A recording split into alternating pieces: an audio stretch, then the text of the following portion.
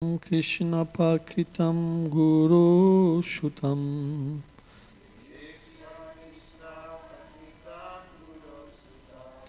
Vamasvapavam Kripayam Nanamacham Tataritam Pashuvat Pashabadam Avam Mukam Karmam Jagupsitenam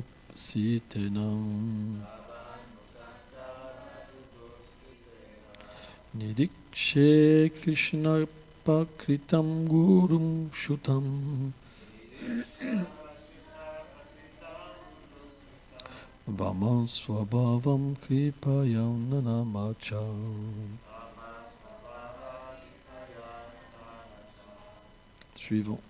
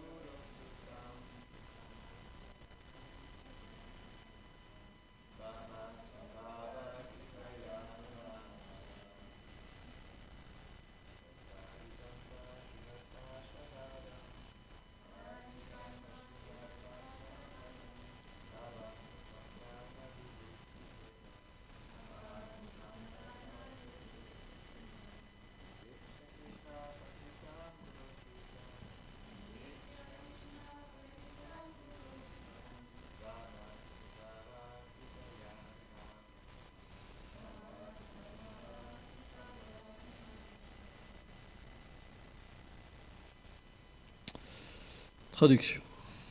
Voyant Ashvatam attaché comme un animal et baissant la tête de honte pour son acte méprisable, Draupadi, qui était droite et bienveillante, fut dominée par la compassion et la pitié envers lui. Bien qu'il fût un grave offenseur, elle lui offrit ses hommages, dus au fils d'un précepteur. Commentaire. Les mots tatam haritam qui signifient amener de cette manière. Kalma jagupsitena, à cause de ses actes abominables, et apakritam, l'auteur d'actes ignobles, montre comment Draupadi vit Ashvatam. Elle le regarda avec compassion, bien qu'il fût l'assassin de ses enfants et que leur absence lui causa une grande douleur. Puis elle lui offrit ses respects, le considérant comme un brahmana, le fils du précepteur de ses époux. Le mot Vama signifie vertueuse. Par sa nature féminine, Draupadi fut dominée par la compassion et eut pitié de lui. Omaganati Milandasya Ganam Jalam Shalakaya Shakshur Meditam Ninata Ismai Shigolave Namaha. Namaom Vishnu Padaya Krishna Pestaya Bhutale Srimate Bhakti Vedanta Swamiti Namini. Namaste Sarasvati Devi Golavani Prachaline Niliveshe Shasu Nivadi Prachachadi Shataline. Alors le Srimad Bhagavatam nous donne un enseignement, c'est que plusieurs dévots ont vu Ashvatam avec une position différente. Bhima voulait tuer Ashvatam et Draupadi voulait le gracier. On ne peut pas dire que Draupadi n'était pas consciente de la situation, puisque Vishvat Charita court dans le mot à mot, là, il révèle qu'elle était bien consciente. Mais sa nature féminine la poussa à agir avec compassion. C'est intéressant.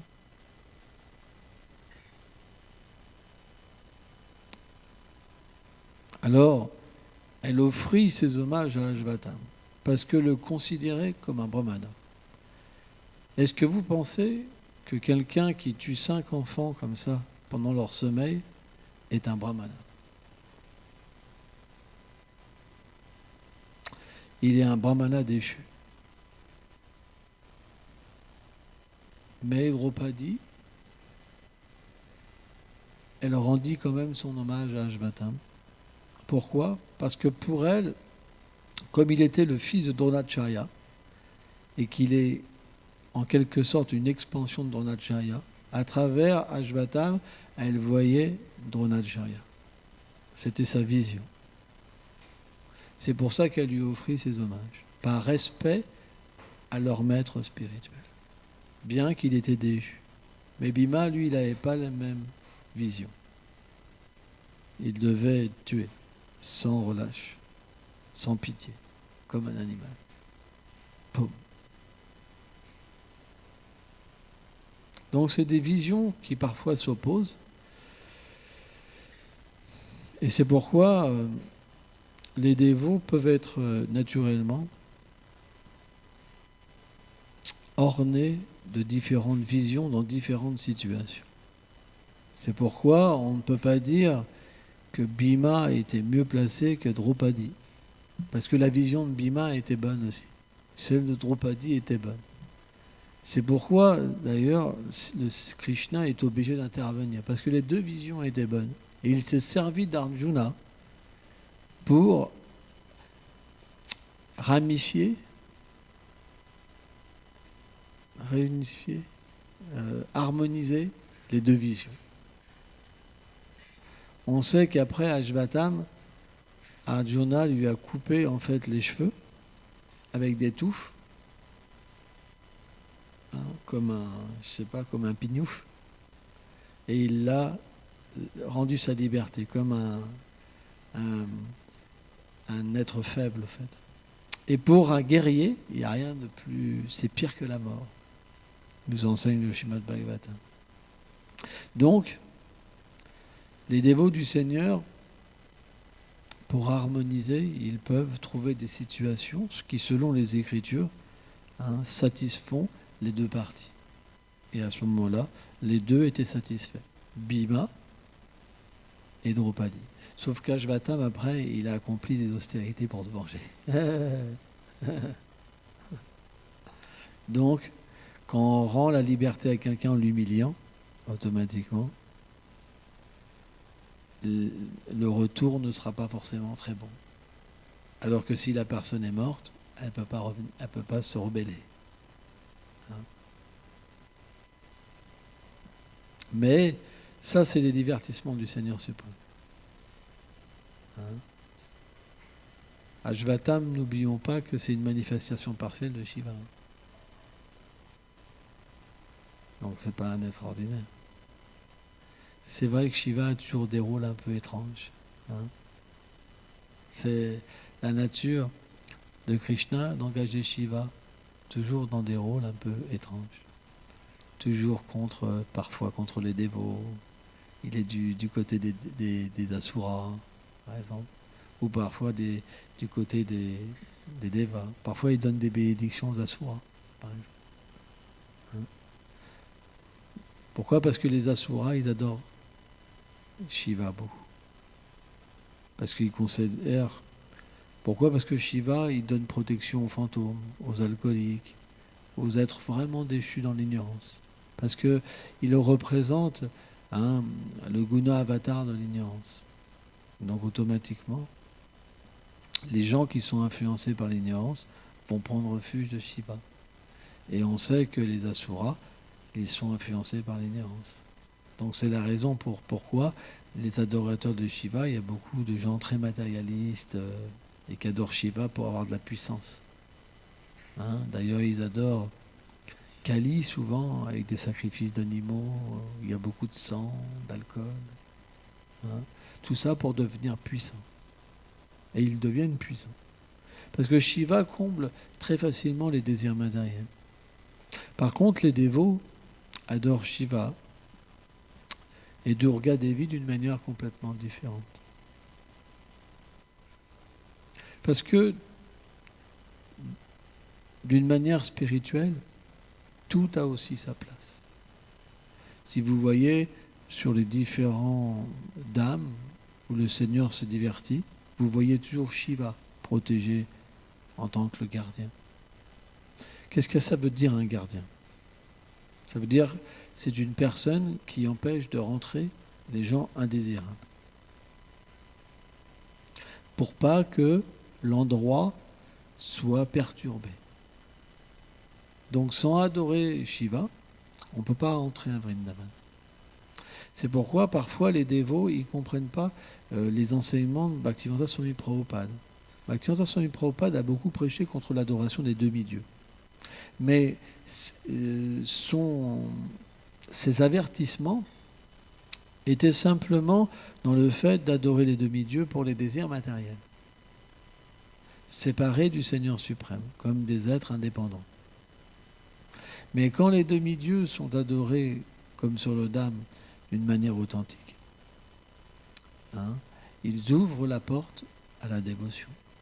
C'est pour ça que certains versets expliquent que celui qui adore Govinda mais pas Shiva, son adoration ne porte pas de fruits. C'est quand même significatif. Et celui-là qui adore Shiva et pas Govinda, son action ne donne pas de fruits. Donc, on peut voir que Shiva est intimement lié au divertissement du Seigneur suprême. Même parfois, le Seigneur adore Shiva. On voit Chaitanya Mahaprabhu, il allait dans les temples de Shiva et il adorait Shiva en grande extase. Il dansait devant Shiva, etc. C'est vrai, il y a des preuves. Donc on peut adorer Shiva, mais avec la conscience de sa position, avec sa conscience de qui il est. Et c'est très puissant. On a vu par exemple, on a observé Shivaratri, c'était très très extatique, vraiment extatique. Mais on oublie après, comment dire, parce que Shiva veut pas qu'on l'adore, mais qu'on adore le Seigneur suprême. Bien que cette adoration fût très extatique, le lendemain on n'a pas refait. On a oublié. Vrai ou pas? Parce que c'est pas le désir de Shiva de prendre la place du Seigneur suprême. D'ailleurs, il y a un lingam qu'on appelle Rameshvar. Et un jour, donc les gens l'adoraient, ce Shiva lingam, comme Shiva, le Seigneur de Ram. Et le Shiva s'est cassé. Et une voix dans le ciel a dit en fait que c'est pas Shiva le Seigneur de Ram, c'est en fait Ram le Seigneur de Shiva. La preuve c'est qu'Hanuman, qui est une manifestation de Shiva, il est le plus grand serviteur de Ram. Donc c'est une grande offense de mettre Shiva sur le même pied que le Seigneur suprême, bien qu'il soit une manifestation du Seigneur lui-même. C'est très difficile à comprendre. C'est des vérités philosophiques extrêmement subtiles et compliquées, qui révèlent en fait aussi bien du rasa, des sentiments d'amour, que du tattva, des vérités philosophiques. Les deux sont combinés dans le tattva de Shiva par rapport au Seigneur Govinda. C'est pourquoi les gens sont un peu perdus entre la différence entre Shiva et Govinda. Shiva a aussi des manifestations partielles, comme les Rudras, les 11 Rudras par exemple. Donc il y a plein de formes de Shiva, comme le Seigneur a plein de formes aussi. Donc c'est important, comment dire, de bien étudier la philosophie pour que les choses soient bien en place. Parce qu'au début, on doit avoir le bon respect pour toute chose. Et le bon respect, il s'obtient par une connaissance appropriée. Avoir la bonne étiquette envers chaque chose. C'est pour ça qu'on doit étudier auprès d'un maître spirituel authentique. C'est pour ça que les grands acharyas, comme A.H.C. Bhaktivedanta Swami Prabhupada, ils ont écrit abondamment des livres, ou comme Shilalupa Goswami, pour nous permettre d'étudier et d'apprendre et pour avoir le bon respect. Car le Seigneur Chaitanya Mahaprabhu ne supportait pas, en fait, qu'il y ait un manque de bon respect. C'est pourquoi on devrait se poser des questions quand on chante le Saint-Nom, pourquoi il n'y a pas de goût?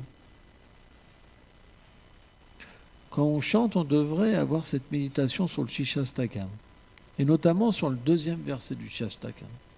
Nam nam makali bauda nidja sattva shaktis.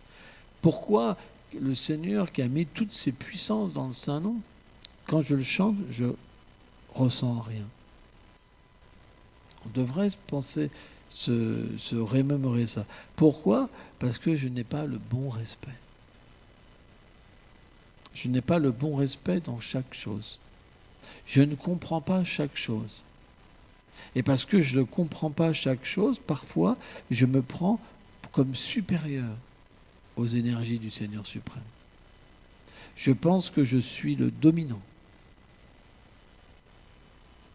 à travers un animal, à travers un brin d'herbe, à travers un enfant, à travers la maison, on pense que c'est à nous. Mais en fait, tout est l'énergie du Seigneur. Tout vient de ce Seigneur suprême.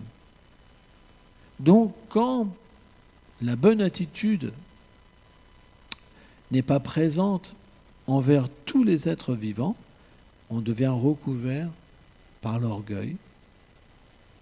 Et à ce moment-là, cette propension, ce réflexe qu'on a tous les jours dans notre vie, comme un animal qui ne sait pas pourquoi il fait les choses, quand on chante, cette attitude, elle se retrouve dans le fait qu'on ne puisse pas avoir un contact avec le Saint-Nom. De la même manière qu'on ne peut pas établir un contact avec l'âme suprême qui est présente dans un brin d'herbe, ou dans un arbre, ou dans chaque être vivant. Parce que le chant va se révéler par rapport à l'attitude.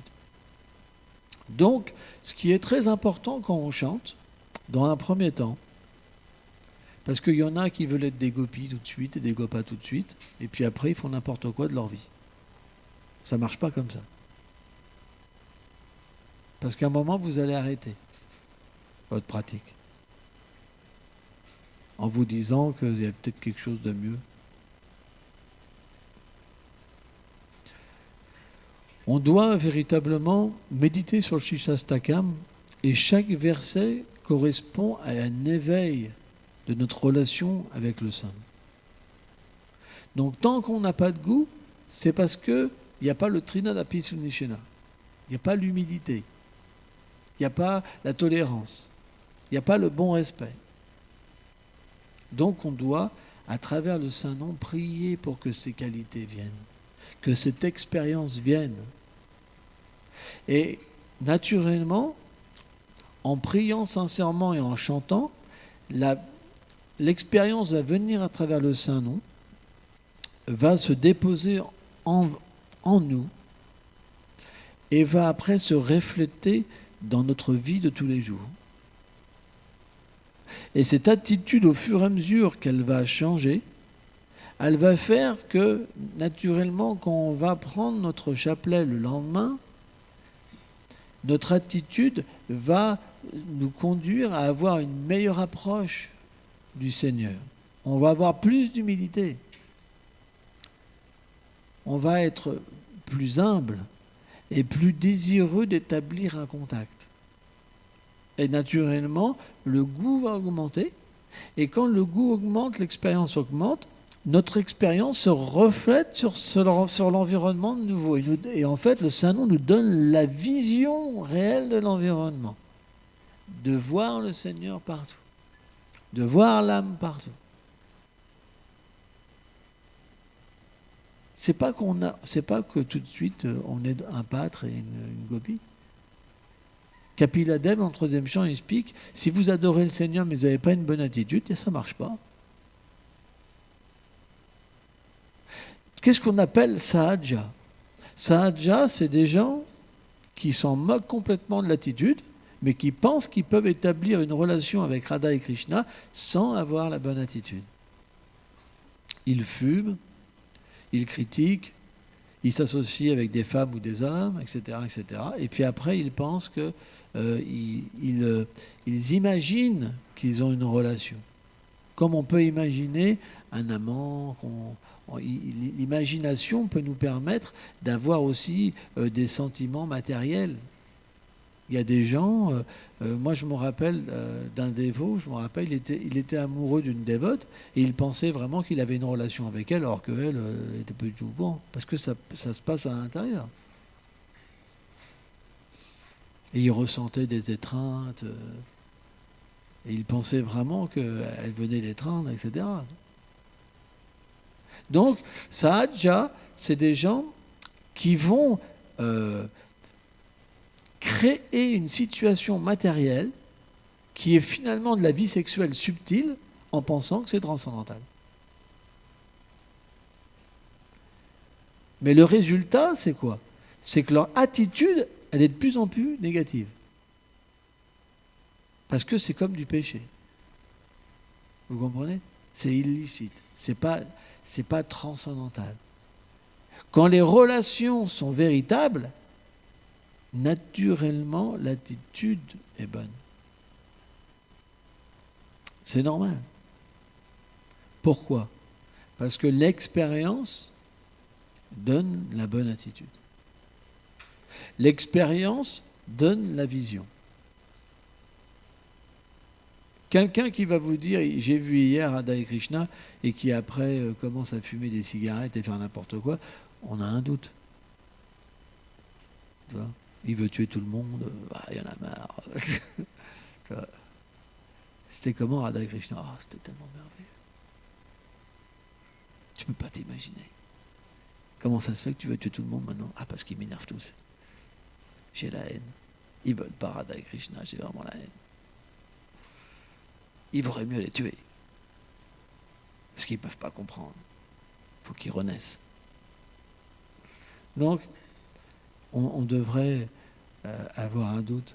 C'est pourquoi le Shikshastakam est la meilleure méditation. Parce que c'est les seuls enseignements que Mahaprabhu nous a donnés. Toutes les écritures émanent du Shikshastakam. Toutes les écritures.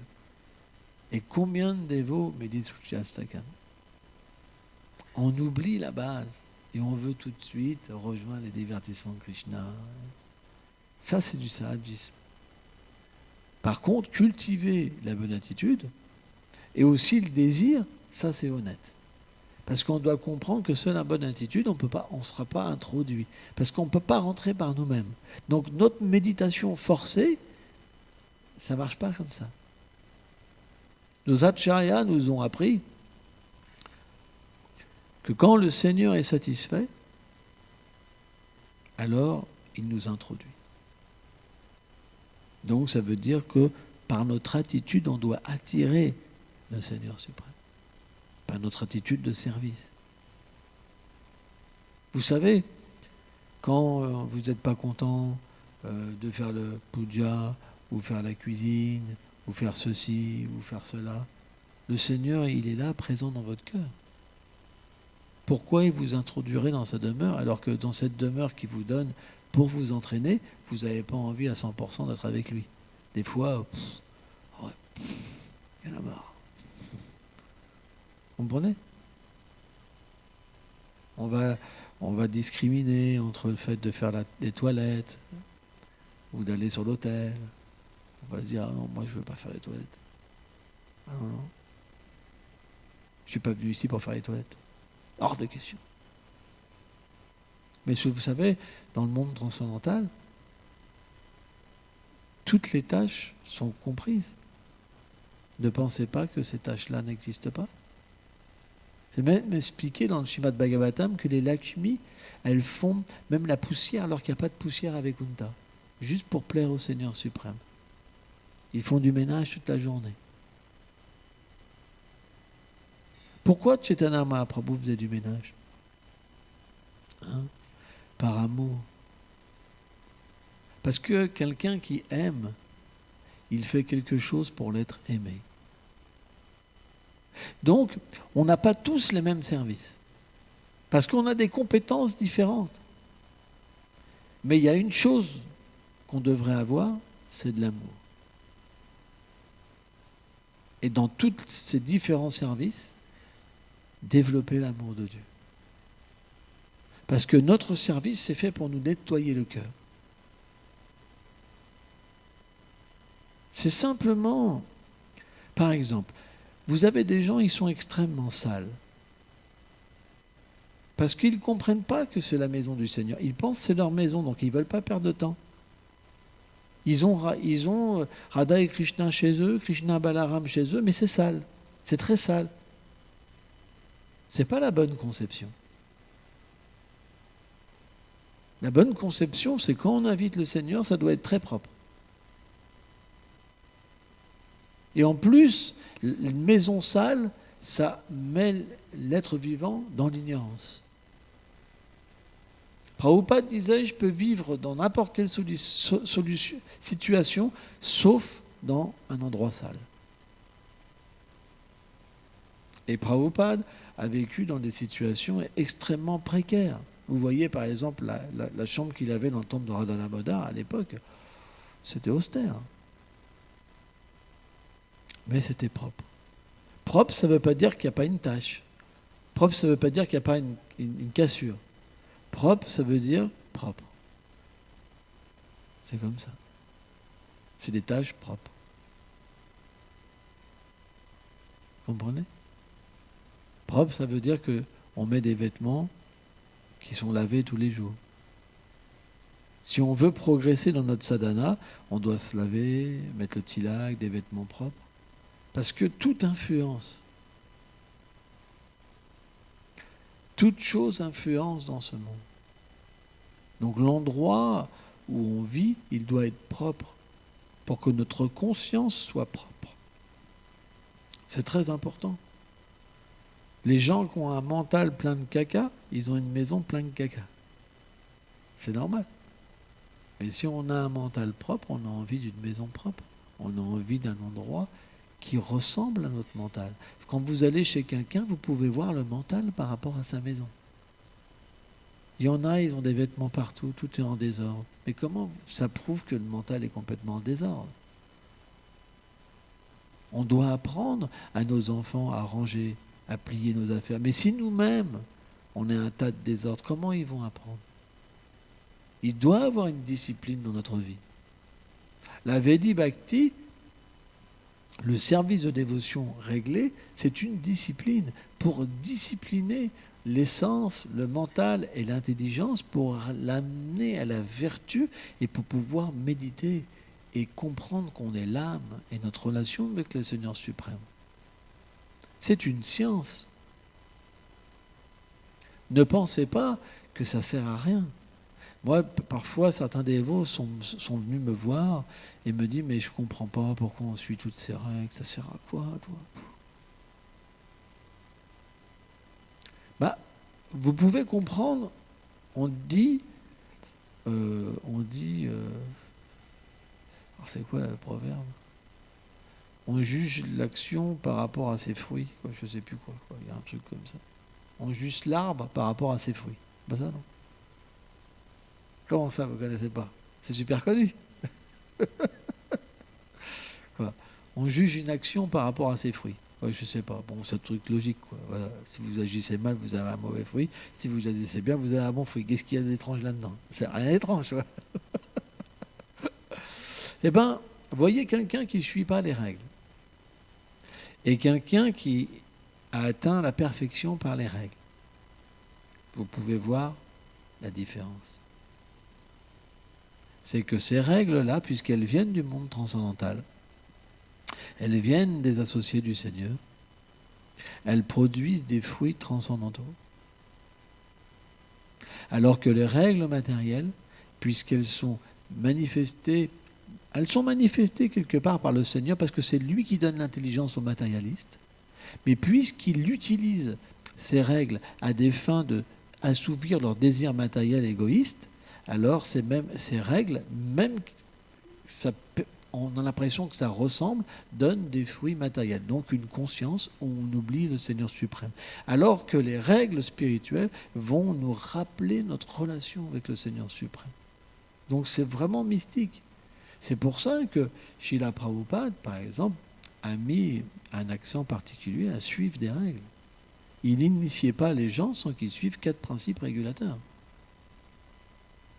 Pour lui, c'était fondamental. Et sans qu'ils chantent un nombre de tours fixe. Alors bien sûr, au tout début, en 1966, il a initié des personnes, il ne savait même pas qu'il y avait des règles à suivre. Mais c'est les premiers. Et après, juste après l'initiation, il leur a dit pas de vie sexuelle illicite, pas de ceci, pas de cela. Le gros test. Ils ne savaient pas. Hein. Ils l'ont appris juste après. C'est des malins, les Vaishnavas. Parce que sans ça, à cette époque-là, jamais ils auraient... Parce que c'était des hippies, quoi. Hein, des hippies. Je me rappelle, quand j'avais été à Vrindavan, il y a quelques années, il y avait un disciple de Prabhupada qui expliquait sa première rencontre avec Prabhupada. C'était au 26 de Seconde Avenue. Donc c'était un de ses premiers disciples, je ne me rappelle plus son nom. Et ce jour-là, il avait pris 2 acides. Et quand il est rentré dans la boutique, il avait l'impression de s'enfoncer dans le sol, comme ça. C'est la première fois qu'il a vu Prabhupada. Et bien même dans cet état-là, ça a eu un effet. C'est qu'après, il a abandonné sa vie. Et il n'est jamais retombé. Jamais il est revenu à la vie matérielle. Parce que la sous-critique, quand vous avez pratiqué dans les vies d'avant, la drogue, elle ne peut pas vous empêcher d'atteindre la perfection. Peu importe la situation dans laquelle vous vous êtes mis. Dès que vous vous reconnectez avec le pur dévot, votre vie passée reprend le dessus. Pouf. Et vous reprenez vos activités. C'est ça que Krishna explique dans la Bhagavad Gita. C'est très intéressant. Donc plein de gens sont nés en Occident et naturellement, l'association pendant un moment avec l'Occident, ça fait qu'on se dégrade. Il y en a, c'est la violence, il y en a, c'est la drogue. Il y en a, c'est l'argent. Il y a plein de sortes de dégradations matérielles, suivant l'ignorance, la passion. Ou même la vertu, ça peut être se dégrader aussi en s'écartant de la voie de la dévotion, en étant attiré par les beaux paysages, par la poésie. C'est aussi s'égarer. Il y a plein de sortes d'égarements, alors qu'ils paraissent plus jolis que d'autres. Mais c'est un égarement. Mais celui qui a pratiqué dans les vies passées, peu importe la situation extrême ou douce dans laquelle il est, quand il se reconnecte, automatiquement, il oublie ce qu'il a fait dans cette vie. Vishwanath explique qu'il prend l'exemple de l'être qui se libère. C'est comme quelqu'un qui sort d'un rêve. Il se rappelle de son rêve, mais il réalise que c'était un rêve. De la même manière, celui qui se reconnecte à sa vie passée, qui était avancé spirituellement, il a vu ce qu'il a fait, mais ça ne le touche pas. Parce que ce n'est pas la réalité, ce n'est pas sa réalité. Sa réalité reprend le dessus. C'est mystique en fait. C'est incroyable. Cette explication de Vishwanath, c'est la plus extraordinaire que j'ai. C'est pour ça qu'il explique qu'on peut percevoir même dans les êtres de ce niveau-là, qui sont libérés, parfois une certaine connexion avec la matière. Des réflexes en fait. Et pourtant, c'est des âmes libérées. C'est pour ça qu'il faut faire attention. C'est pas si simple. Parce qu'il y a comme un souvenir quand même de quelque chose. Tant qu'on n'est pas dans le monde transcendantal, qu'on n'a pas pris naissance dans le sein d'une gopie et qu'on n'intègre pas les divertissements du Seigneur suprême, il y a quand même une certaine, à un certain degré, même si l'être est libéré, il y a une vision quand même. Il y a un mouvement dans la matière, il y a quelque chose qui se passe. C'est difficile à comprendre, mais c'est comme ça. C'est pourquoi on doit faire extrêmement attention dans nos rapports avec les Vaishnavas. Dans notre façon de les juger, dans notre façon de voilà. Un Vaishnava, c'est pas on ne doit pas se dire, tiens, un Vaishnava occidental et un Vaishnava indien. Lui, il est né, il n'a jamais mangé de viande, et l'autre, il a pris tellement de choses, c'est pas possible. C'est pas le critère de la dévotion. On doit faire vraiment attention à ça.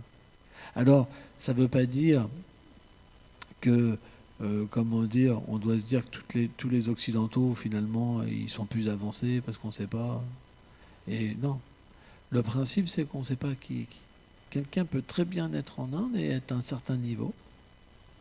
Et quelqu'un peut être né en Occident et être à un certain niveau. On ne sait pas qui est qui. Seul le Seigneur sait. C'est pourquoi on doit faire attention, parce qu'on peut commettre des erreurs. Et si on juge les Vaishnavas, notre vie spirituelle est ruinée. Si les Vaishnavas se querellent, c'est le problème de Krishna. Krishna donnera la justice. Si on a un offenseur, il prendra les réactions de ses actes. C'est comme ça. C'est la nature. Mais on ne doit pas prendre le rôle de Krishna. Parce qu'on va commettre des erreurs. C'est pourquoi on doit véritablement faire preuve d'intelligence, de discriminer par rapport au shastra. Et pas par rapport à notre compréhension. On doit se faire aider même. Parce qu'il y a des choses qui vont nous dépasser. Srila Bhaktisiddhanta a expliqué quelque chose. Je parlais avec Rasa Manjari l'autre jour. Elle me disait « Ah, ça va être merveilleux quand ils vont venir. » Et je lui ai dit « Tu sais, la première apparence qu'on a avec les êtres, c'est ce qu'ils veulent nous faire voir. Tout paraît toujours merveilleux. » Mais Bhaktisiddhanta a expliqué une chose à ses prédicateurs, c'est que chaque personne est différente. Et naturellement, notre expérience du monde matériel, alors qu'il peut revenir à des milliards d'existences, et ces impressions ne peuvent pas tout assimiler, tous les comportements des êtres humains. Donc, parfois, on rencontre des gens, on est complètement sidéré parce que ça nous dépasse. Donc, quand on est un matérialiste, on rejette. Parce que quand on est un matérialiste, on a une conception d'une personne qu'on veut aimer, qu'on veut accepter. Quand ça ne rentre plus dans notre petite case, on rejette. Ennemi. Insignifiant, par exemple. Par contre, un dévot du Seigneur, parce qu'il est un serviteur, et parce qu'il ne désire pas des relations pour lui-même, un Vaishnava ne désire pas des relations pour lui-même. Attention, c'est très important. Il est un serviteur de Radha et Krishna. Il a des relations pour le plaisir de Krishna, jamais pour lui-même. Donc, quand il va découvrir la nature d'une personne qu'il ne peut pas comprendre, parce que des fois c'est inconcevable, des fois ça dépasse même l'imagination ce que les gens peuvent faire, quoi.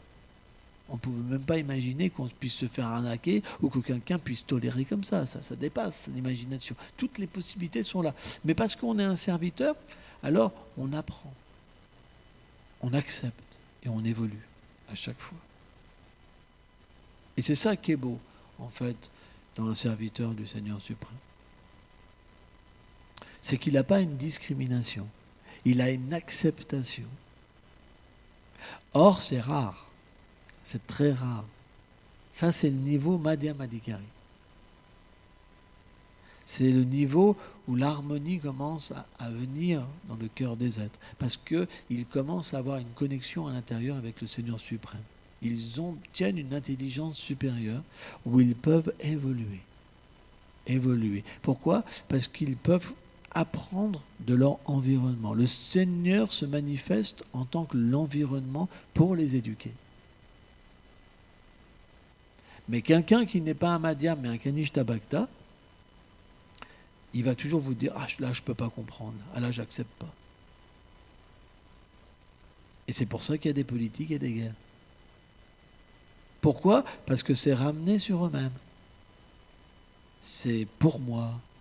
Tout est pour moi. Mais le Madhyam, lui, c'est une conception qui s'ouvre, alors graduellement, que c'est pour lui. C'est pour lui. De plus en plus, de plus en plus, de plus en plus, et ça devient de plus en plus parfait. Parce que plus un dévot avance, plus il peut tolérer et accepter que tout est la miséricorde de Krishna. Alors bien sûr, il y a un début, on ne peut pas dire qu'il y a de fin. Parce que la plateforme transcendantale est sans limite. Hein? Mais c'est des choses qu'on devrait réfléchir, qui sont très intéressantes pour la vie communautaire et pour nous-mêmes. C'est très très important. En fait, quand vous désirez quelque chose pour vous, qu'est-ce qui se passe? Conflit, je boude, j'ai pas ce que je veux. Ça, c'est matériel. Vous êtes dans une position matérielle. Votre relation est matérielle. Et parfois, les dévots, ils se trompent eux-mêmes en pensant qu'ils ont des relations transcendantales, mais c'est juste des sentiments matériels. Parce que sans ça, il n'y aurait pas tout ça. Il n'y aurait pas la jalousie. Il n'y aurait pas ceci, cela. On voudrait le bien de tous les êtres. Si on veut le bien, on peut se détacher aussi. Parce que si on se détache, c'est pour son bien. Ou on peut paraître un attachement alors qu'on n'est pas du tout attaché. Tout est possible. Un serviteur du Seigneur peut tout réaliser. Parce qu'il n'existe pas pour lui. Et puisqu'il reçoit le Seigneur dans son cœur, Krishna lui donne l'intelligence. Parce que le Seigneur est à l'origine de toutes choses, de toutes les relations. Il est dans le cœur de tous. Il a une relation avec tous les êtres. Il a différentes demeures. Donc, avant de méditer sur des choses élevées, méditons déjà sur le fait de développer des qualités pour qu'on puisse chanter correctement. Le Seigneur a expliqué dans ce verset de Finalapi Sunishena que sans humilité, sans tolérance et sans le bon respect et sans le fait d'offrir son hommage sans vouloir rien en retour ou d'offrir un service sans rien vouloir en retour, on ne peut pas développer une relation avec le Saint-Nom. Donc la meilleure façon de développer ces qualités, c'est de s'associer avec des Vaishnavas. L'association, elle peut être physique ou à travers des livres, par exemple. Prabhupada disait « je suis dans mes livres », par exemple. Rupa Goswami est dans ses livres, Vishvacharya Thakur est dans ses livres, Bhaktivinoda Thakur est dans ses livres. Et le Seigneur nous permet dans le cœur, en tant que l'âme suprême, d'établir une relation avec ses dévots, parce qu'il peut tout faire. Il peut tout faire. Il peut nous donner l'expérience de l'association. On doit avoir foi en ça. Et naturellement, par cette association, on reçoit les qualités Vaishnava.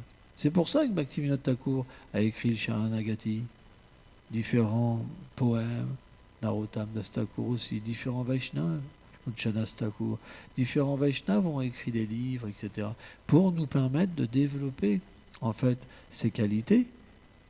Alors bien sûr, ils n'ont pas écrit forcément pour ça, c'est leur cœur. C'est l'inspiration que le Seigneur leur a donnée. Mais naturellement, le Seigneur, il sait que dans la vie d'un Vaishnava, il y a l'attitude. Et son attitude, c'est l'amour de Dieu.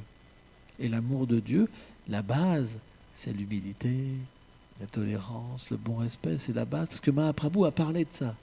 Il a dit, si j'avais l'humilité, si j'avais la tolérance, si j'avais le bon respect envers tous les êtres vivants, alors je pourrais chanter constamment le nom du Seigneur suprême. C'est lui qui l'a dit. Donc on revient sur cette base. Aujourd'hui, si on n'a pas de goût pour chanter, c'est parce qu'il nous manque ces qualités. Donc soit vous êtes intelligent et alors vous changez d'attitude, soit toute votre vie, vous ne ferez aucun avancement spirituel. Mais c'est à vous de décider. Parce que c'est pas que vous ne pouvez pas. Parce que l'âme, elle est comme ça. C'est vous de décider. Quand viendra le jour, Bhaktivinoda Thakur dit quand viendra le jour où des larmes couleront de mes yeux, où mon corps tremblera, ça vient du bon respect, de l'humilité, de la tolérance envers l'environnement. Il n'y a pas le choix. Combien de fois on a écouté ça?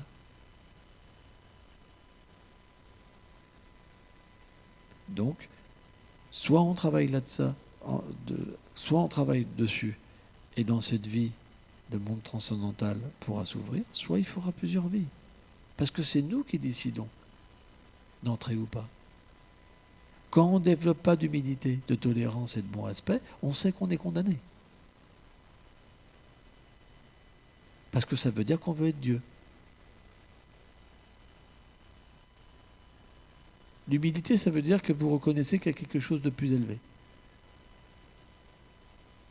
Et cette chose plus élevée, elle est partout. Donc automatiquement, puisqu'elle est partout, elle vient à vous. Elle peut venir à vous d'une bonne manière ou d'une mauvaise manière. C'est la tolérance. Et c'est le bon respect, parce que vous voyez Dieu partout. Donc pourquoi on ne voit pas Dieu? Parce qu'on est Dieu.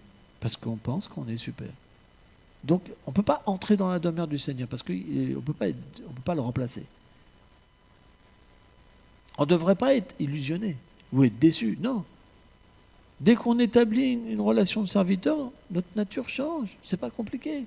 On est là pour apprendre ça. Donc c'est balèze. C'est comme un cancre. Vous savez ce que c'est un cancre? C'est quelqu'un qui vient à l'école mais qui ne veut pas apprendre.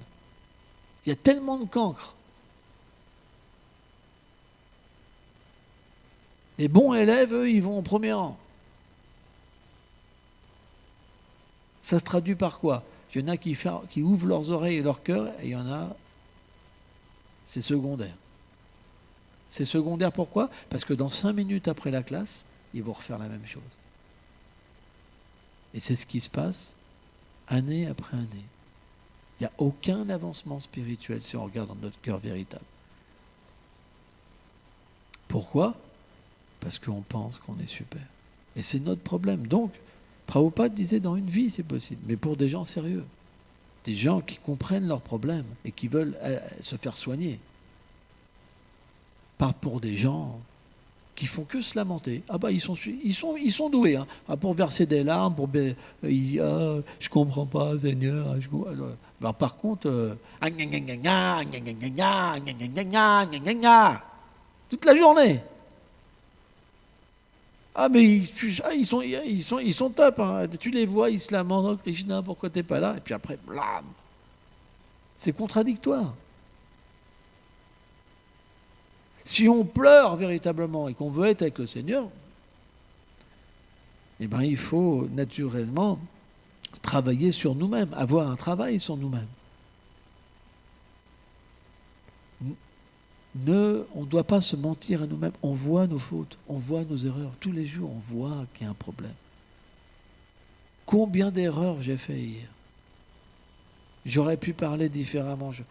Alors c'est vrai, on a un conditionnement, donc on ne peut pas faire autrement, mais ça ne veut pas dire qu'on ne peut pas demander pardon, ça ne veut pas dire qu'on ne peut pas rectifier. On a un conditionnement, d'accord, mais on a aussi une intelligence. Et cette intelligence, quand elle est nourrie avec le Srimad Bhagavatam et la Bhagavad Gita, elle nous permet d'avoir des armes pour progresser. Vrai ou pas? On n'est pas des animaux quand même. Non, quand on fait quelque chose, on comprend qu'on fait quelque chose bien ou mal. On le voit, on le sent. Krishna nous le fait sentir. Pourquoi on ne demande jamais pardon? Parce qu'on est notre propre meurtrier. On sait qu'on agit mal, mais on ne va pas rectifier les choses. Et c'est ça qui nous détruit. C'est pour ça qu'on ne progresse pas. C'est pour ça qu'on souffre. C'est pour ça qu'on est mal avec les autres. On est dans une terre de plénitude. Krishna nous donne tout, mais on est mal. Et on est de plus en plus mal. C'est bizarre quand même. Il n'y a que les barjots pour ne pas comprendre quand même là. Oh! Vous avez tous les outils pour comprendre. Ce n'est pas la faute de Krishna. Hein. Il faut changer. Sans ça, ça va être l'enfer. En plus, plus on a conscience, plus ça coûte cher. Prabhupada explique ça. Plus quelqu'un est doté de conscience, plus il fait quelque chose, plus ça coûte cher. Au niveau du karma, plus ça coûte cher. On sait qu'on agit mal. Et pourquoi on agit mal? La seule vérité, c'est pratishta. C'est la reconnaissance, parce qu'on veut du pouvoir. C'est la seule raison pourquoi on continue à agir mal. C'est pour ça que Raghunath Das Goswami explique que c'est très difficile à se libérer de pratishta. Très, très, très difficile. Mais ce n'est pas parce que c'est difficile que c'est impossible. Il faut travailler sur nous-mêmes. Merci.